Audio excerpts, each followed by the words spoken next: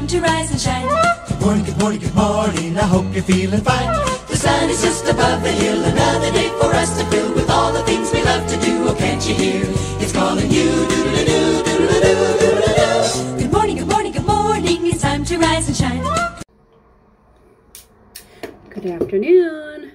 It's about 10 to 1.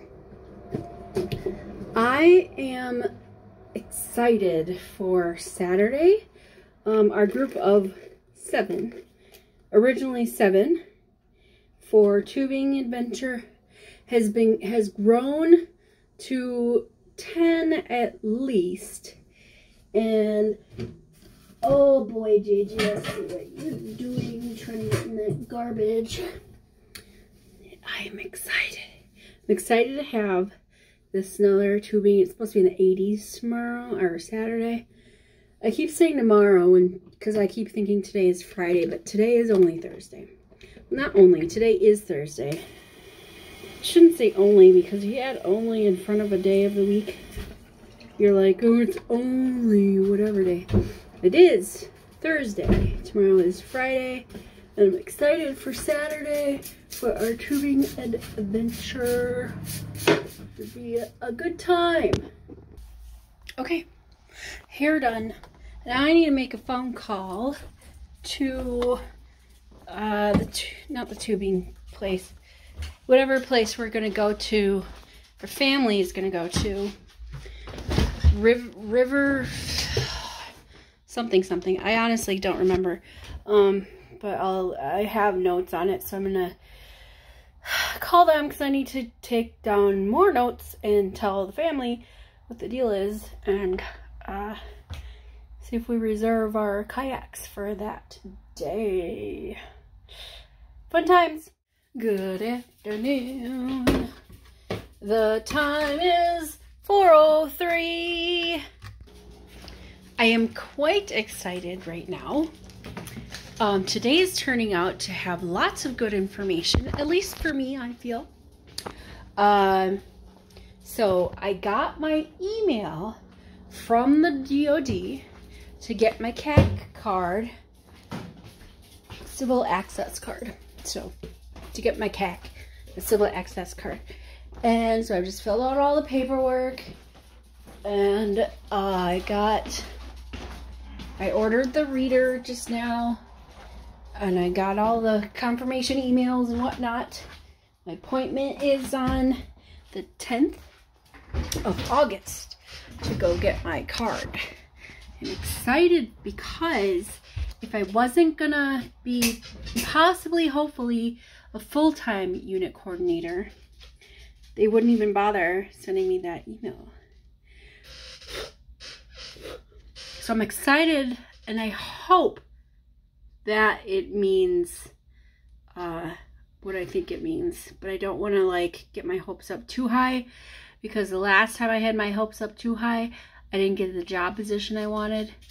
But then also I got an email or a message from my supervisor, just a second, if I wanted to do a training class for a week for the people who need a refresher or training on doing written work. And I'm like, yeah, I am very interested in that. And so, and I'm like, hopefully they want to do it in September when I come back, because otherwise I'll be, I have next month off.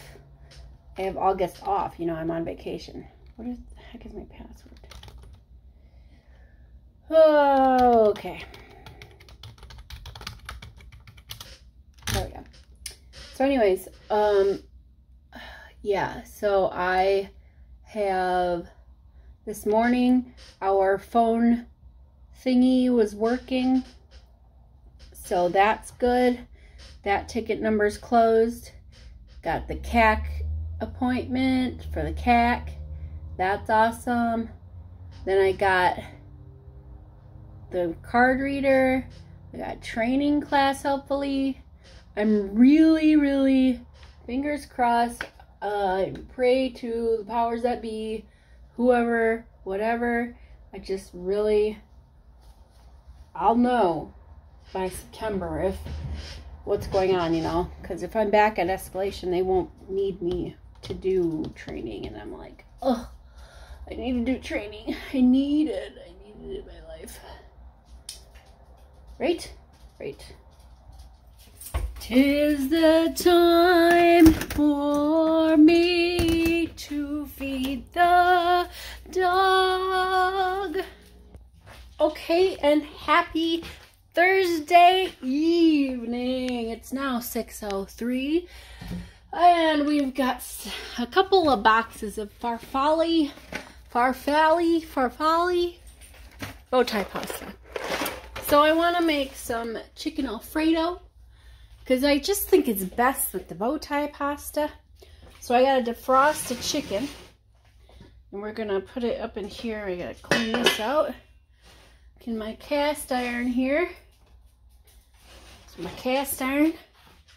Got to clean the crusties out. Crusty stuff. You know, scrub it out. So something I've learned when making a white sauce, as opposed to just putting the milk and the cream or whatever you're starting your base with in a pot, or in a pot, cook it in a big pan. More surface area, the less time it takes to cook. So I have this big one. I'm gonna make my chicken. We'll put the milk in there after the chicken is browned, and we'll make the sauce and the chicken together.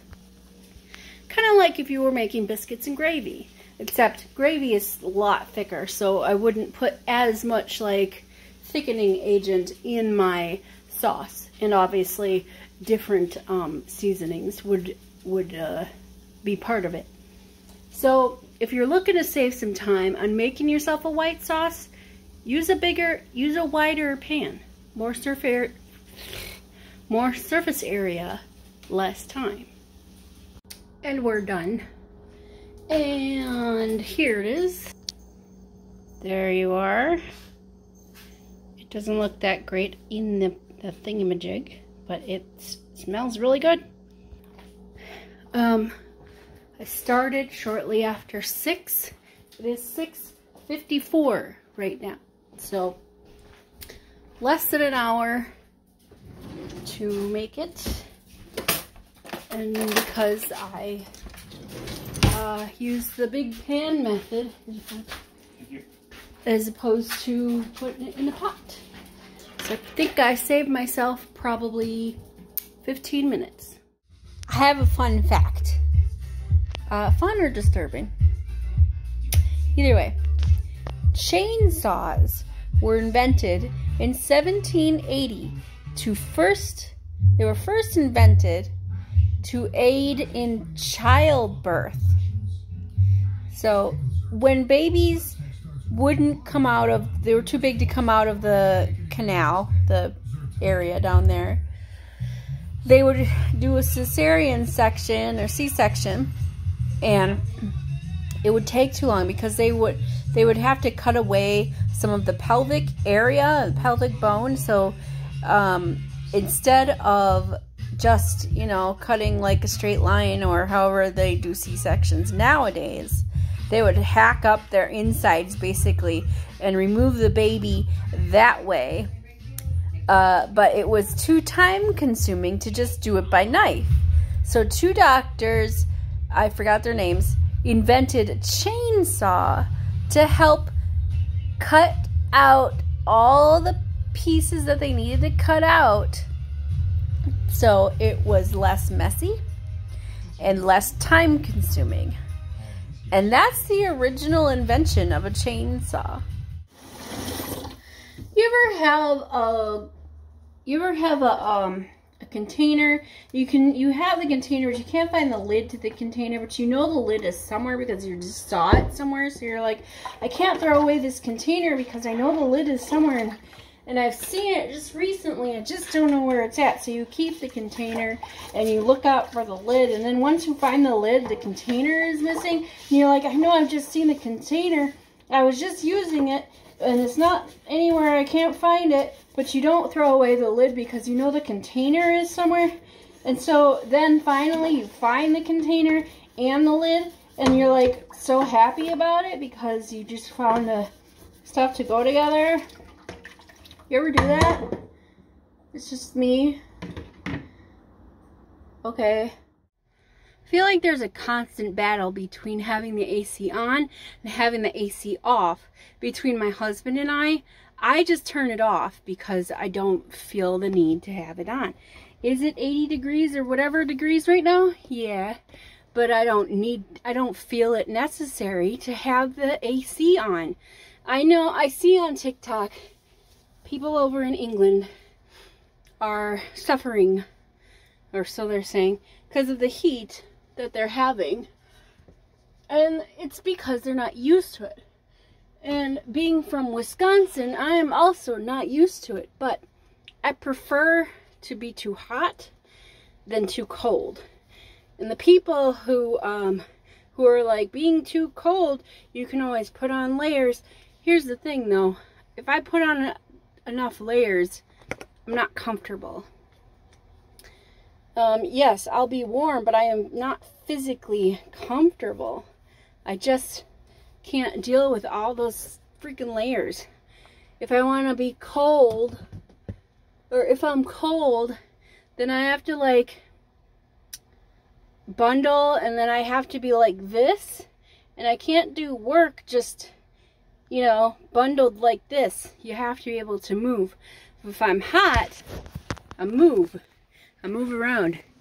And if you have the AC on, great, go ahead, you do you, have your AC on.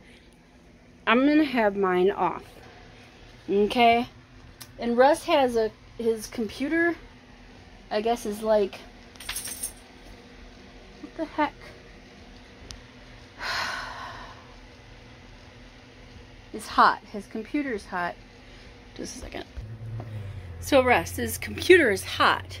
The fan's always, so it gets hot in his room.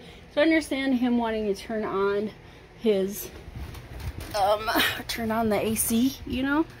But the thing is, we have this fan. And I was hoping he would have taken that fan and put it in his office. But instead he took the nice window fan that has like the temperature control or temperature gauge or whatever. And I would have preferred that one be in this room instead of in his office space.